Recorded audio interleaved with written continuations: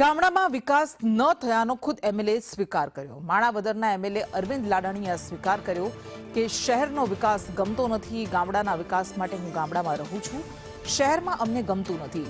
Video viral થતા ધારાસભ્ય troll થયા।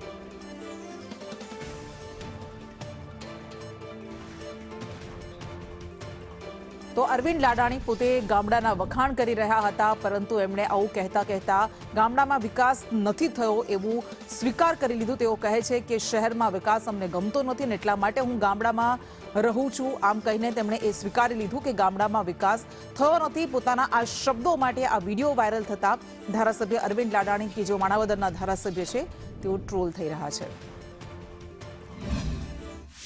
ઘણી ચોખવટ કરી, અમે ગામડા ભેગા જ છીએ। ગામડાનો વિકાસ કરવો એ જ અમારી નેમ છે। મિત્રો, હું આજે પણ ગામડામાં જ રહું છું। દિનેશભાઈ ગામડામાં રહીએ, સિટીમાં અમને ફાવતું નથી, સિટીનો વિકાસ અમારાથી દેખાતો નથી।